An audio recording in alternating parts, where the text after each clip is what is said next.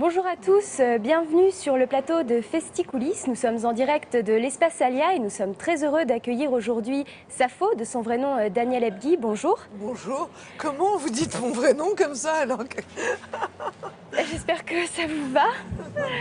Vous présentez cet été au Festival Off d'Avignon la pièce Safo dit La Fontaine sur un échiquier au Théâtre du Petit Chien avec la compagnie The Luciole Organisation. Alors j'ai eu la chance d'assister à votre pièce cette semaine et j'ai décidé de m'inspirer du début de la pièce pour en parler. Alors ça commence comme ça.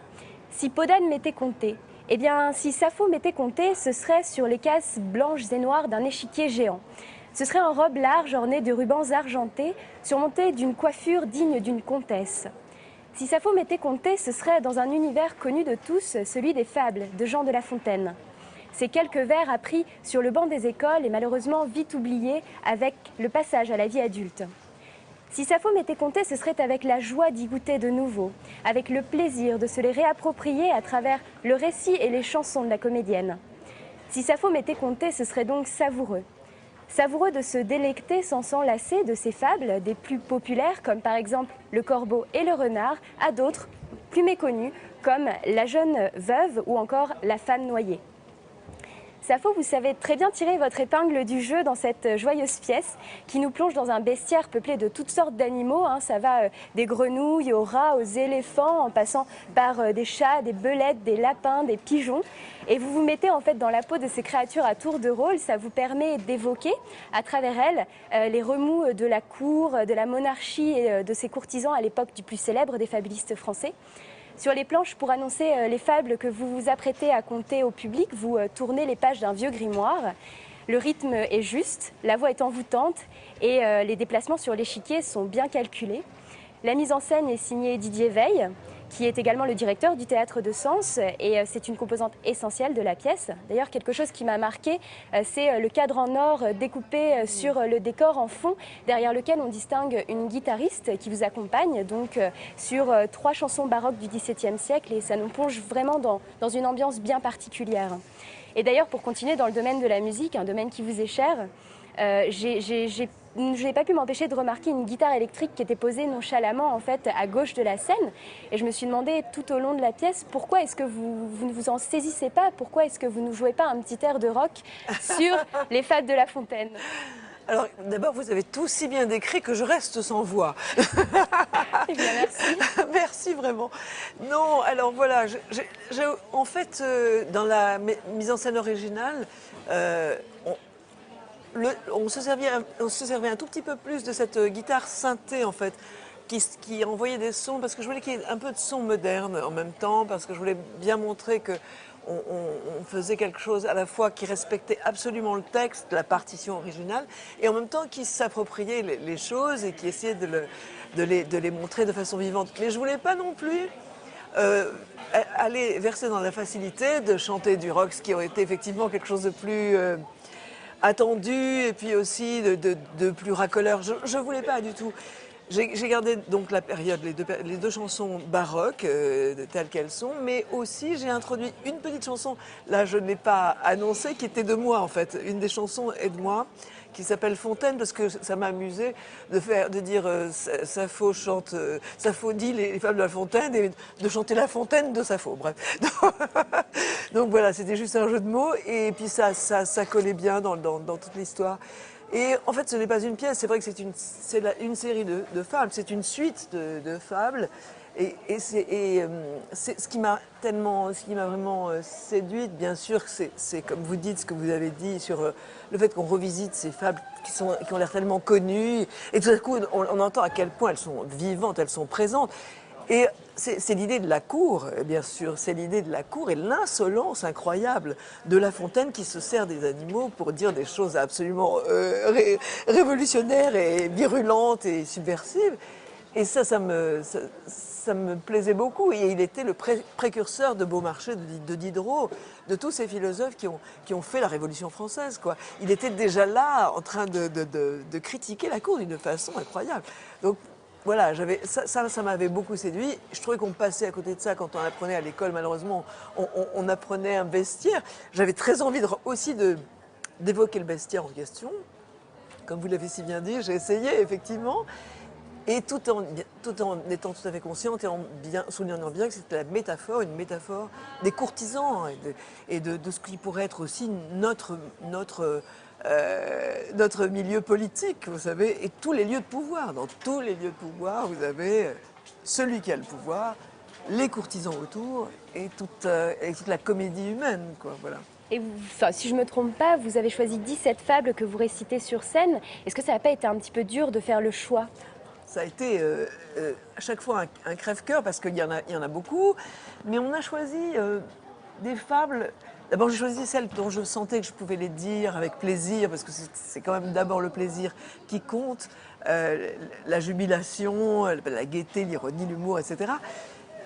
Et aussi, il y avait plusieurs couleurs de fables. Il y avait des fables burlesques, comme la grenouille, mais aussi des fables graves, comme les deux pigeons, parce que j'adorais, ou les animaux malades de la peste.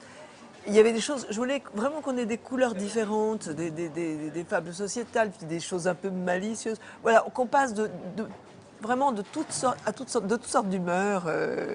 Voilà, qu'on traverse toutes sortes d'humeurs, je veux dire. Est-ce que vous pourriez nous réciter rapidement les quelques vers que vous préférez? Ah non, c'est impossible. Si, alors il y en a un vers que j'adore, qui est drôlissime. C'est le lion dans Les animaux malades de la peste, qui confesse les péchés qu'il a fait. Et il dit pour moi, satisfaisant mes appétits gloutons, j'ai dévoré fort ce mouton, que m'avait-il fait nulle offense. Même, il m'est arrivé quelquefois de manger le berger. Alors ce vers en 3 syllabes, ce truc, il m'est arrivé quelquefois de manger à la ligne le berger. Je trouve que vraiment c'est La Fontaine, c'est son audace, alors qu'on est à l'époque des Alexandrins, il s'en fout, il fait des retours. Il est complètement audacieux aussi dans sa forme, quoi, voilà. Vous êtes une artiste aux talents multiples. Vous êtes à la fois donc une chanteuse engagée, une romancière, poète et lectrice. Mais c'est vrai qu'on a l'impression que vous retrouvez vos premiers amours avec le théâtre et notamment avec cette pièce. Tout à fait, tout à fait. C'est vrai que j'ai commencé par le théâtre et par hasard en fait, parce que tout a commencé par l'écriture pour moi, parce que quand j'étais enfant au Maroc, j'avais écrit des poèmes et j'avais envoyé ces poèmes à une émission enfantine et on m'avait dit viens dire tes poèmes. J'avais été trop timide pour dire mes poèmes et j'avais dit la grenouille qui veut se faire aussi grosse que le bœuf de La Fontaine, et on m'avait engagée comme petite comédienne. Par paresse, j'ai continué à être comédienne, mais aussi par goût. Mais c'est vrai que l'écriture est une chose extrêmement importante. Je crois aussi que ça n'est pas du tout indifférent que j'écrive, et dans le choix que j'ai fait des fables, que le fait que j'écrive est aussi très déterminant dans ma façon de chanter, dans ma façon de dire les choses, en fait. Parce que je crois que c'est là l'essence de toute chose, c'est cette écriture. Bien sûr que tout est écriture. Il y a l'écriture du corps, l'écriture de la voix, l'écriture sonore, la façon dont le corps trace quelque chose, tout est écriture. Mais disons que pour moi, ça a un sens particulièrement fort.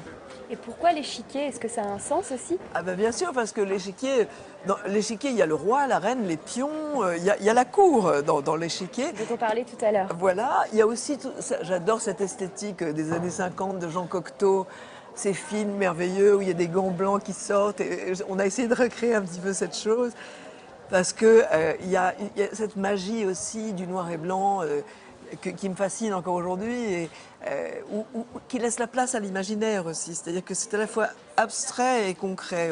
Il y a l'abstraction de la géométrie, et il y a aussi le côté concret, la reine, le roi, etc. Enfin, l'idée qu'on peut... Le déplacement du fou, vous savez, à chaque fois il y a des déplacements qui correspondent à chaque pion. Le cheval se déplace en quinconce, enfin bon voilà. Vous suivez vous-même les déplacements comme ça en comptant les fables en fait. Exactement, exactement. Et si je ne me trompe pas, c'est votre premier festival d'Avignon? Absolument, c'est le tout premier.